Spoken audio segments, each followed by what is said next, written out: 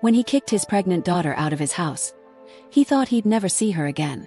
But 3 years later she returned, not to beg, not to cry, but to change everything he believed about shame, pride and family. The village of Itongu wasn't much different from any other nestled in the heartlands of Africa. It was a place where everyone knew everyone, where goats shared pathways with schoolchildren, and where your neighbor's opinion could carry the weight of a judge's gavel. Pride, family honor, and tradition ruled here, and Babatan was one of the village elders who upheld them like sacred law. Tall, broad-shouldered, with a gray-streaked beard and deep-set eyes that rarely blinked in front of strangers, Babatan was a respected man. He was a widower raising his only child, a bright, gentle girl named Awil, with what he believed was firm love. He had plans for her, a good education, a respectful marriage, and eventually, grandchildren born the right way. But life, as always, has a taste for the unexpected. When Awil turned 19, she fell in love, quietly, deeply, and carelessly.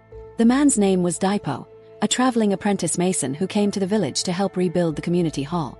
Daipo had charm in his smile, stories from the cities, and eyes that promised forever.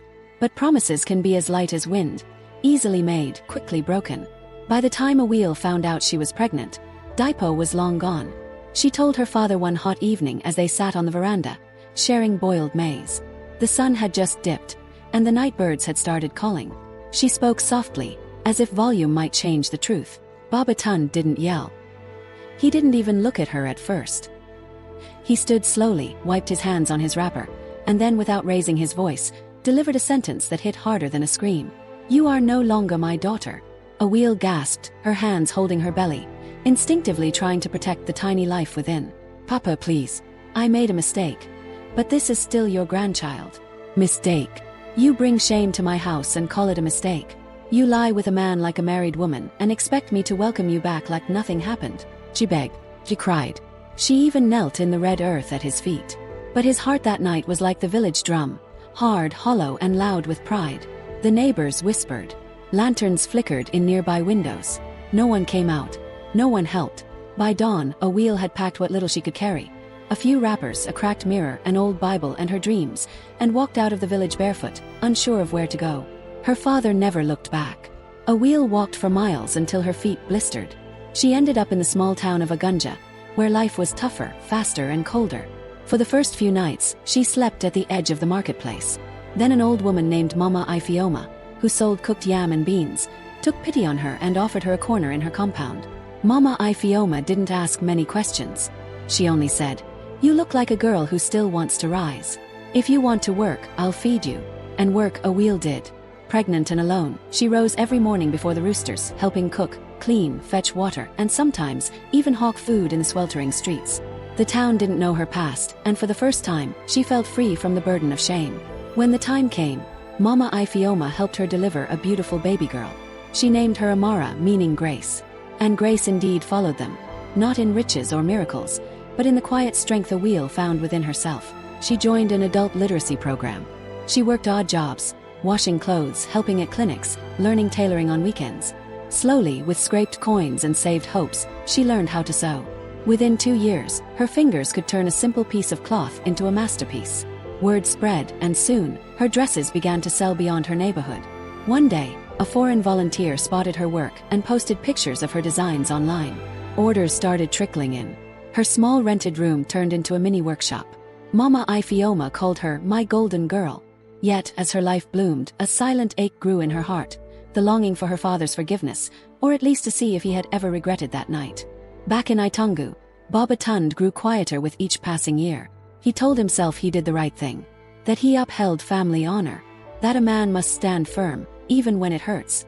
But when the villagers spoke of their daughters returning from university, or grandchildren running through the fields, he often stared at the empty chair beside him and thought of Awil. Some nights, he would walk to her old room, open the door, and stare at the cracked walls and empty bed. He never told anyone, not even his drinking companions, that he had nightmares, that sometimes he'd wake up hearing her voice calling, "Papa." He missed her. But pride is a stubborn wall, and regret doesn't always come with directions. It was a market day when she returned. The villagers were haggling, drumming, dancing. The smell of roasted maize and peppered meat filled the air. And then, through the crowd, a woman appeared. Her head held high, her wrapper dazzling with colors unknown to the village tailors. Behind her walked a little girl about 2 or 3, with eyes that sparkled and feet that danced to a rhythm only she could hear. People stop. She looks like, could it be? It's a wheel, someone whispered. No, that's not possible. That girl left in disgrace. But look at her now. Heads turned, mouths dropped. Even the chief's wife blinked twice. A wheel had returned. But she didn't cry. She didn't kneel. She didn't demand apology or attention. She walked straight to the community center, opened a large fabric bag, and began laying out clothes. Beautiful handmade dresses, each one stitched with care, color, and culture. A small handwritten sign read, "Made by a Wheel Creations, for women who rise." Her daughter sat beside her, giggling, folding cloths, mimicking her mother.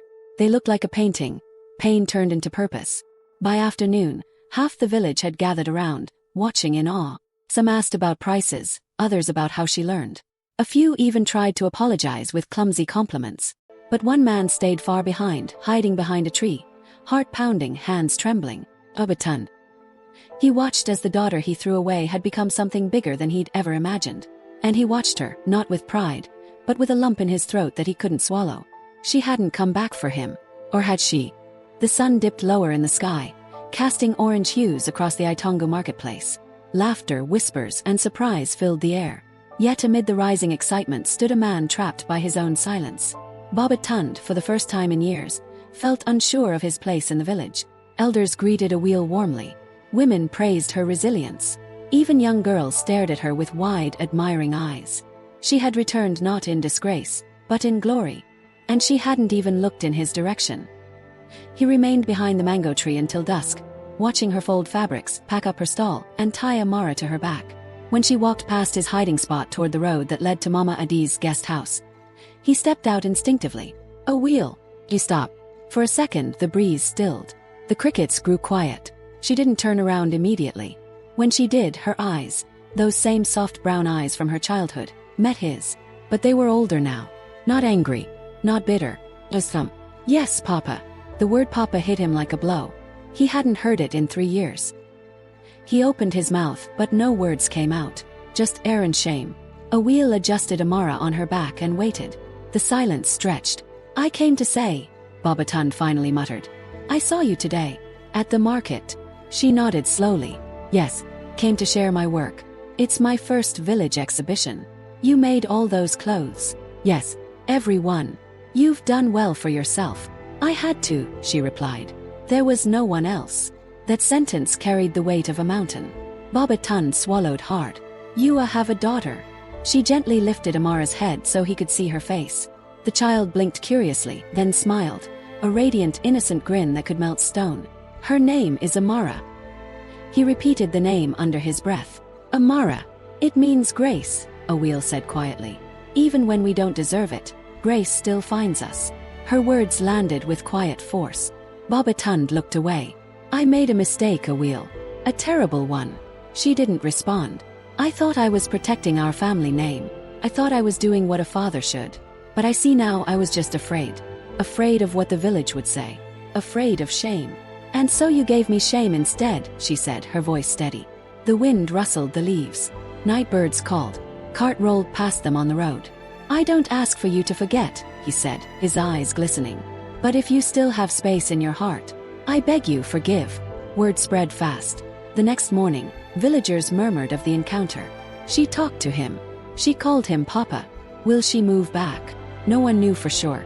What they did know was that a wheel wasn't done surprising them.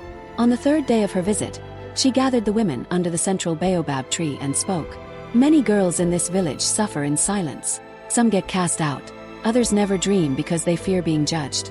But I believe we are more than what others call us. I believe women can rise. She reached into her bag and pulled out a cloth banner that read, A Wheel Women's Center. Coming soon. Gasps filled the air.